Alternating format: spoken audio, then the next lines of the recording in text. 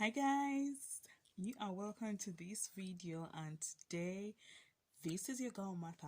My name has not changed and I'm here to share with you about the 16 days of activism. You could have seen a hashtag or had people talk about it and you do not understand what this is. And today I have some questions and answers about the 16 days of activism. So let's go straight into the video.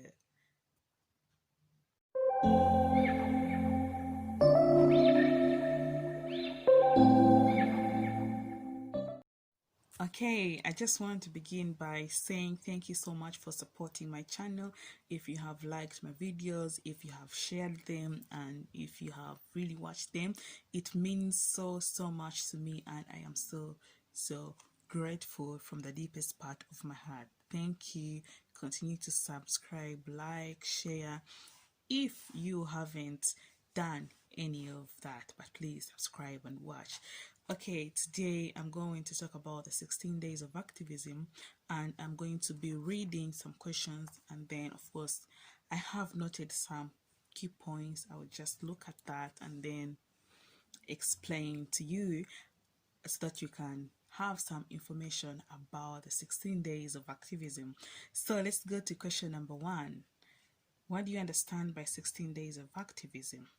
Of course, the 16 days of activism is an international campaign where it has a lot of key messages to fight or to raise awareness against the violence of girls and women across the world. And usually the 16 days of activism, they start from 25th of November every year, and it's on the 25th of November that it is the International Day for Elimination of Voices Against Women. And then the campaign runs to the 10th of December, which is the Human Rights Day. How beautiful is that? Yeah, so as long as I can remember, I have celebrated, or I have always spoken out on behalf of those women that have suffered violence and those that are yet, or those that are prone to violence. So I thank myself for adding a voice to this global campaign. You don't need to be named someone or have a title to be part of the 16 days of activism. It is for those people that have a passion of social justice. People want to see that women are treated fairly and equally in the society. So, and usually every year, the 16 days of activism, there are different themes that we follow. Usually, if you have to know that the 16 days, usually it is run by UN Women and then some different partner organizations, local organizations, community organizations. So it depends on which theme they want to have, but usually the UN Women usually have different themes. And I can also talk about the World Association of Girl Guides and Girl Scouts. That's where I belong because I'm a girl guide. We usually have different themes. Like for the Girl Guides or the World Association of Girl Guides and Girl Scouts, its theme for 2020 is "It's Not Her Fault." Like, stop victim blaming of the girls of the women that have suffered violence. So we are saying that it is not her fault. But the global theme is orange the world, fund, respond, prevent, collect. Yeah, so that's all you want to know about 16 days of activism. If you have any questions, please, I'll leave the comments so that you can comment and ask me anything more about the 16 days of activism. So we are going to go to question number 2. Okay, what is the significance of 16 days of activism, and what does the 2020 theme mean for you? We are meaning the theme orange the world, fund, respond, collect, and prevent. So I wrote something that the 16 days of activism makes the message clear to the world that women still suffer violence, and this is an added voice to millions of voices across the globe to point out issues women suffer because of their gender and sexuality. So literally, this theme is to show us that there are many millions of voices out there, and we are adding on those voices that women still suffer, and they are still discriminated on the issues that regard to their sexuality and gender. And then basically the theme for 2020, the theme is to break the rape culture that has been normalized by words, actions, and inactions. The inactions can be the discriminatory laws towards the perpetrators. Usually, when someone rapes a woman, usually they make jokes out of them, and then the laws, they'll put you in prison. For example, in my country, Uganda, from when I was born, I could hear, oh, this girl was defiled, this woman was raped. And when they go to the police, they are put in the cells for one night. They will come and pay some money, which they call kitu kidogo, and they will be out of the prison, meaning there is no justice on this rape culture.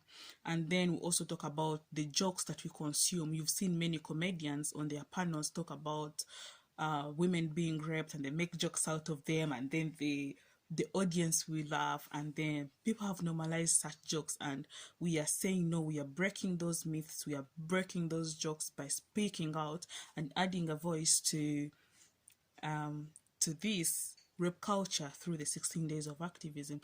And then there are also the attitudes brought by culture, brought by people's beliefs that we do not question. So the theme of 2020 Orange the World is all about breaking the rape culture.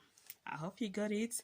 Do you have any questions? Please comment, and don't forget to subscribe, because I bring for you this information so that we can learn and grow together, you know? Yes, so if you have any questions, let's brainstorm together, because I really made some notes for us and I decided to share with you these questions. I've already shared through a Twitter chat some of these questions, but I felt that it's important for me to make a video so that next year at this time, I know that, you know what, Martha made a video about the 16 days of activism. So let's go to question number 3. What are the drivers to the alarming rates of violence, especially now during COVID-19 pandemic? Wow. There are a lot of reasons why the COVID-19 has been a factor into the rise of violence against women. And I made some few notes, and one of them was less government intervention to violence. They are more focused on politics than social problems affecting women and girls, and this is in my country, Uganda. If I'm to point out Uganda specifically, the country now is in a period of elections for like the new presidential term or something. So I believe the president and his agents are more focused on politics and are not paying attention to the issues affecting girls and women. For example, in Uganda, if you can see, many girls, teenage girls, the underage girls, have become pregnant because the schools have been locked during this pandemic. So we see that it is very, very, very bad. And then we also see that the rule of law has been ignored, whereby some of the shelters where the victims of violence have been raided by police. And then literally this has brought to the alarming causes of violence during the COVID-19 pandemic. Yeah, I already talked about the closure of schools where there are no other programs for the girls, and then we see a lot of violence and many other issues. And then I wanted to note about that rule of law, health, and shelters are being diverted to address the pandemic, hence in spite of domestic violence reporting. Like, you find these schools, these hospitals, they are being a shelter for the pandemic, and it is in these, because there's no great control, so we are finding a lot of violence, rape mentioned. And then this takes us to question number 4. Sorry if I'm a bit fast. I think I'll write some key points on the screen so that you can read them. And then question number 4 is, what can you do to realize the world free from violence? What can you and me do to realize the world free from violence? This is a tough question, because it is my role, it is your role, for us to make sure that we have a say in this violence era? What can we say? What can we do so that this violence is not escalated to big numbers? One, I have noted them down, and please don't mind, we read and explain.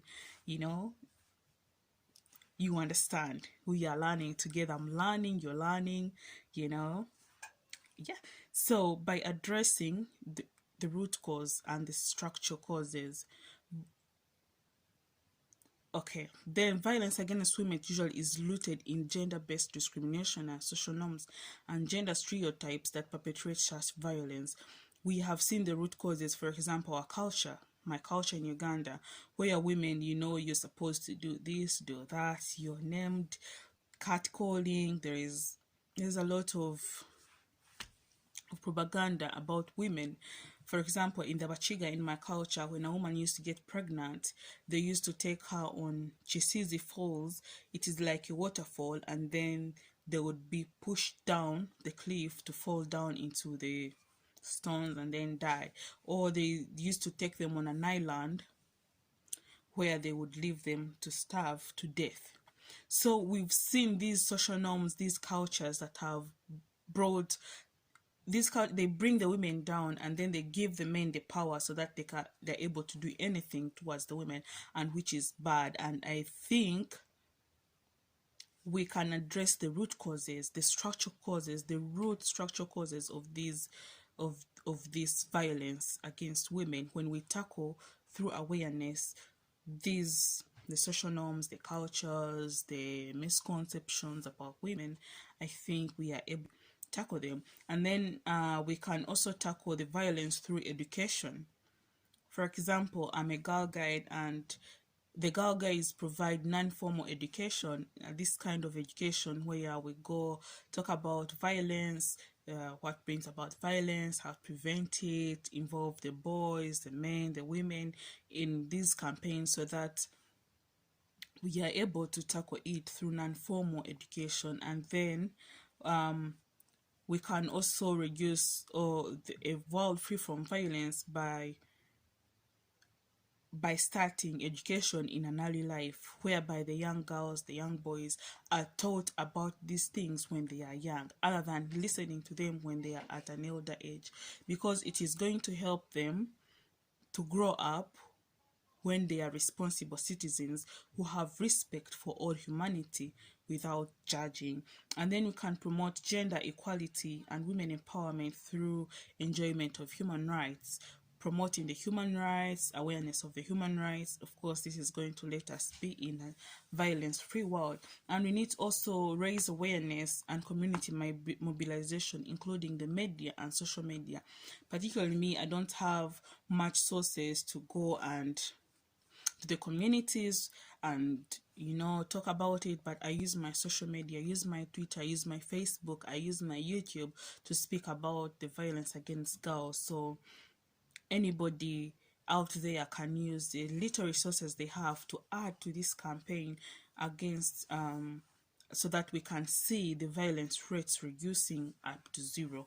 And then we can also work with the boys and the girls. Sometimes we say that, oh, it's the girls that have the problem, and then we don't involve the boys. If you don't involve the boys, then it's going to make work very hard. You have to involve them so that they know they have to grow up respecting women. And then they also have to educate their fellow boys who maybe have these attitudes towards women. So it's a collective effort of everyone, despite of their sexuality and their gender, to be part of this cause, because it is very, very, very important. And I think I'm going on the last question, which is question number 5. Question number 5: in what ways can we stand against rape culture? I know this is a sensitive issue. It is a very sensitive issue, and that's why I decided to come out and speak about it, because I grew up looking at rape as a woman. Hi guys, so I'm really back with question 5. I was not able to finish the other video because it went off and it was a weekend, so Yeah, so I'm back with question 5, and this is the most crucial part of the video, and of course the last part of the video. So let me go straight into reading question 5 for us. And remember, we are still talking about the 16 days of activism. And okay, the question is, in what ways can we stand against rape culture? Like, in what ways can we stand against rape culture? And definitely, I found I got something very important to share with you. It is sensitize and speak out for the word consent. Consent is something when you want to do something and you first ask the other person, is it okay to do this? Or for example, we're talking about sexuality. Like now, if you're going to have sex with your partner, just because they're your partner, you shouldn't just go and be intimate with them, you know, without consent. Consent is saying yes. It's not about you're drunk every time she's drunk or he's drunk, it's just fine. No, that's not consent. So let's systemize and speak about consent, and we can do this by starting with the grassroots or communities and the media, so that the word consent, so that this concept of consent is embedded in the sexual education, so that we can take it more seriously. And definitely that's how we are able to stand against the rape culture, by speaking out and creating awareness on consent. Yeah, so and there is another thing I need to talk about: stop victim blaming. Stop victim blaming. When usually a child is defiled or an older person from 18 and above, they're raped, usually the community, for example, I'm giving an example of what I know, my country in Uganda, they used to say, that girl, she's the one who lured the teacher, so that, and that's why she's pregnant, that's why she was raped, because because of what she was dressing. People will start judging the victims, but they don't know their side of the story. So I come out in this video and say, if we are to make sure that we are standing against the rape culture, we need to stop blaming the victims. Let's listen to the side of the story, and that's how we are able to make sure that this rape culture is wiped off. And then we need to also have a zero tolerance for rape. Zero tolerance, not even a negative, not even anything, but zero tolerance of rape culture. And that's how we are able to stand against this rape culture. And then we need to know the history of the rape culture. For example, long time in our wars, our foremothers, our forefathers, our ancestors used to fight, and then they used to use rape as a weapon of war and oppression. Like when this clan has won the other clan, they would raid the women, and then the other men would rape them, and that's how they used to, like, you know what? That's how they used to normalize rape. And if we are to talk about rape, let's know about its history. If we know about its history, we are able to know on how we can go about talking about it. So for example, starting with the communities, maybe you can sensitize the community leaders in areas where it is more rampant. Understanding the history of such a culture, it gives us a better approach, or a better way to approach it, in a way to raise awareness about rape culture. Is that okay? Just in case you have any question, don't hesitate to leave the questions here, because I'll be able to answer them back, and you can also advise me or add more points on where I have not spoken further.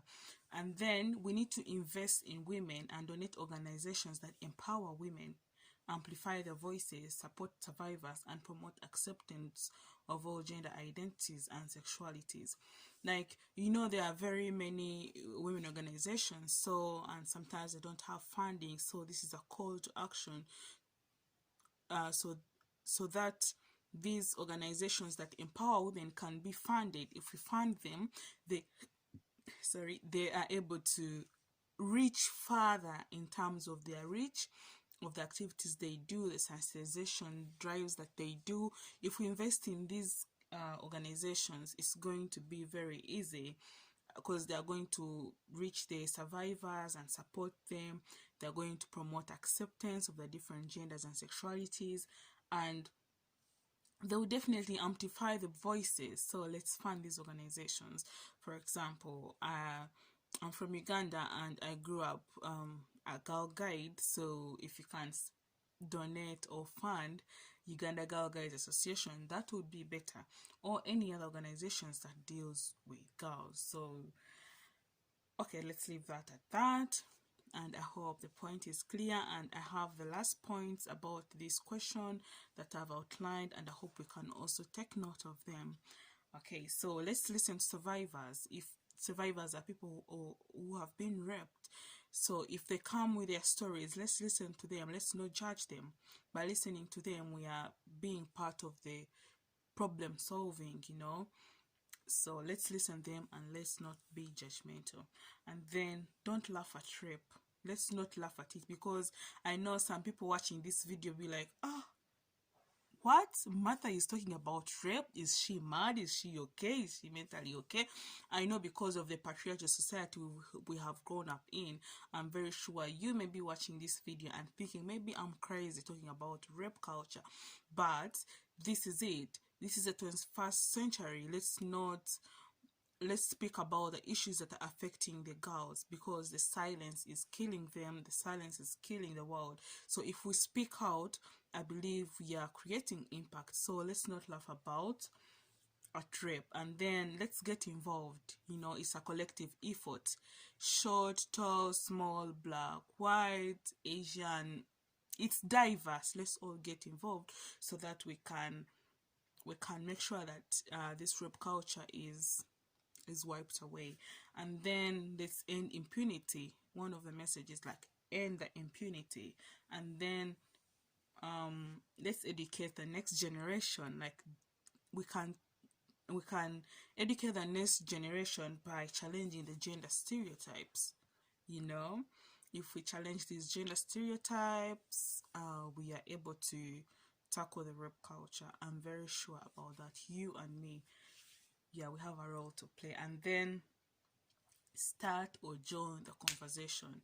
If you start or join the conversation about rape culture, I'm very sure we are going to have a rape-free generation, and that is very amazing, meaning we are tackling on the violence towards the girls and women. So if we also focus on this area of rape culture, we are able to amplify our voices, or able to reach the people that could be potential perpetrators, or those that have been perpetrators, and they can reform, because maybe they could have done those actions because of the patriarchal system, or because they had no idea, because they grew up knowing that the girls or any other person is just be, you know, pounced on, you know what I mean. But if we reach out to them, then we are going to create a peaceful and a more kind society. So thank you so very much for having listened or watched this video up to the end. Remember, I have been trying to talk about the 16 Days of Activism, which starts every year on the 25th of November to the 10th of December, which is the Human Rights Day. And it is in these 16 days that we are putting out statements, we are amplifying the voices of the girl child, of the woman, so that the voices are heard. Because I'm very sure the violence started long time. It has reduced, yes, but it's still happening. So we are adding more on the voices of those million voices that are out there crying out loud about the violence that is happening to the girls and the women. So subscribe to this channel, watch other videos, please like, you know, share with your friends, and subscribe, because it's very important. If you subscribe, it is very good, because we are trying to reach and build a community. I'm trying to reach and build a community where people are inspired, people are informed, not only about these sensitive issues, but also about our personal lives, our lifestyle, and let's be empowered. So if you have watched the end, comment and I'll be able to send you a shout out. I love you so very much. This is your girl Martha. My name has not changed and I'm always here to serve you. See you on the next video. Mwah, subscribe, love you. Bye.